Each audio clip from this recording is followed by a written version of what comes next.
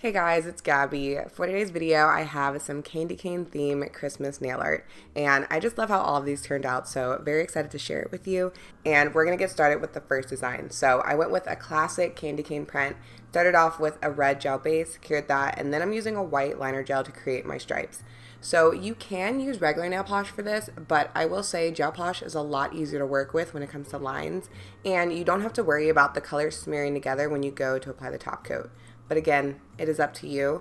Either way, I'm going to start with a big stripe going across my nail, and then I'm making smaller lines on each side of it. So I'm basically going to alternate big and small lines. You can adjust based on how long your nails are or how big you want the lines to be. I am going to add a slight curve to each line, one, because it's a candy cane, and two, it's going to hide that not every line is perfectly straight. So, if it gets a little wobbly here and there, you won't be able to tell as much. Another reason I like to use gel nail polish for freehand designs is because it's a lot more forgiving. So if you mess up or you need to redo something, you can just take some rubbing alcohol and wipe off your nail, and it's like it never even happened.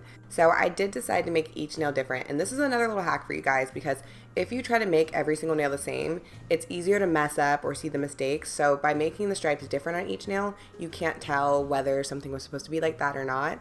So I did do this one where I had more red, and then the next nail I did more white. So, feel free to mix it up a little bit, and I like the look that it gives. So once I was done, I'm going to add a glossy top coat, and you guys know I love a good matte finish, but when it came to the candy cane nail art, I felt like it needed to be glossy, And here is the final look. It looks like I took some candy canes and stuffed them onto my nails. A little in your face, but I love it. If you're looking for something a little bit more subtle, then this next design could be a good option for you. So I decided to do a mix and match mani, and I'm starting with my middle nail and making sort of this, what do you call it, swoop?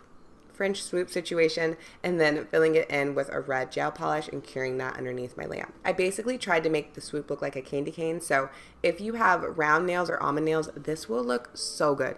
Please do this. But after that, I'm going to take a small detail brush and white gel polish again, and I'm going to add little lines. So for these, they are a lot smaller. Again, I'm curving them so you can't tell when I mess up a little bit. And I'm just going to slowly take my time. I am going to cure my nail as I go, just in case I bump anything. I don't want to have to start all the way over. So I'm going to do a few lines and then cure my nails and then keep going.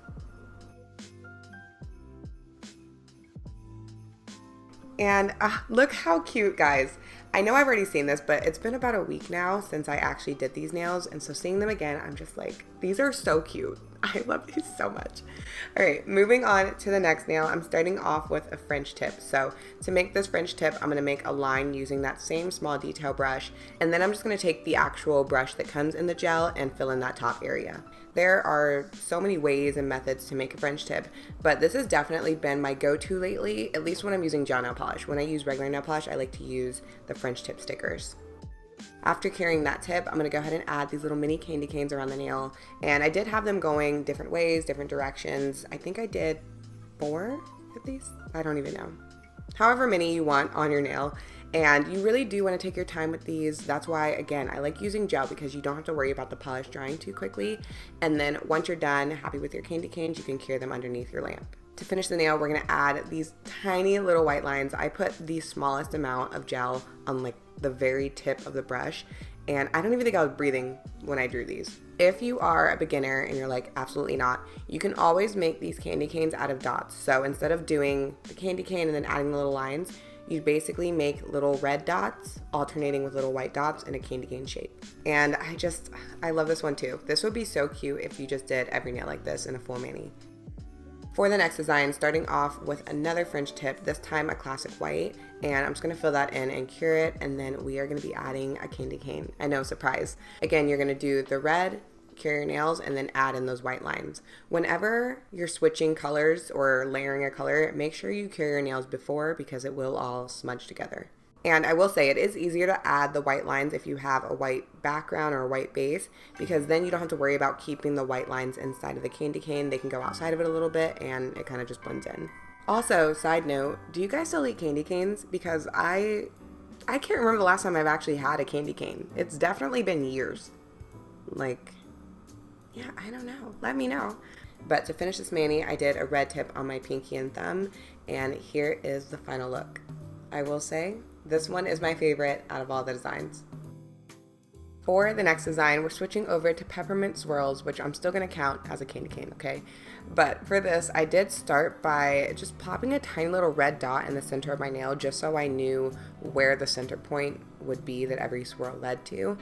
And what I like to do is start out smaller than I actually want the section or the swirl to be. So I'm going to make 2 curved lines and then slowly build off of that until I'm happy and I cure it underneath my lamp.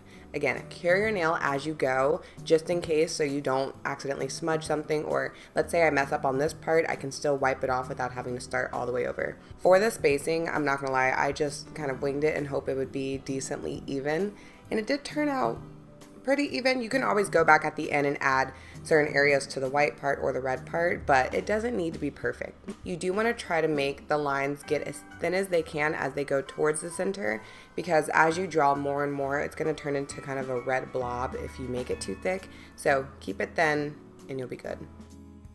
And this is what I was talking about. The white spacing was a little bit off, so I just made a few of the red areas a little bit bigger, and you can't even tell. After doing that first swirl, I was like, why not just make it harder and make it even smaller? So I did. And there was no reason to do this, but it was so worth it. I don't even know how long this took, honestly, but it turned out so much better than I could have hoped.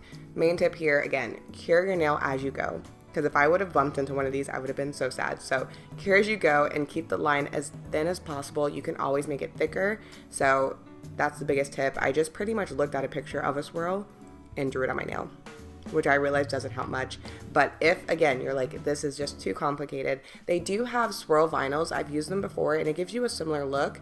So I will link those down below for you guys. To finish the swirl, I'm basically going to take the very tip of the brush and just drag it towards the center on each line so that they all come to a point.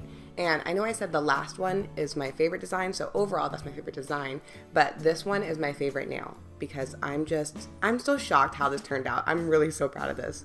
I ended up making the remaining nails just simple French tips because I felt like doing swirls on every single nail would be a little aggressive. But I hope some of you guys are able to recreate these for the holidays. I hope they inspired you. And I want to know which one was your favorite, so let me know down below in the comments. And I will talk to you in my next video. Bye!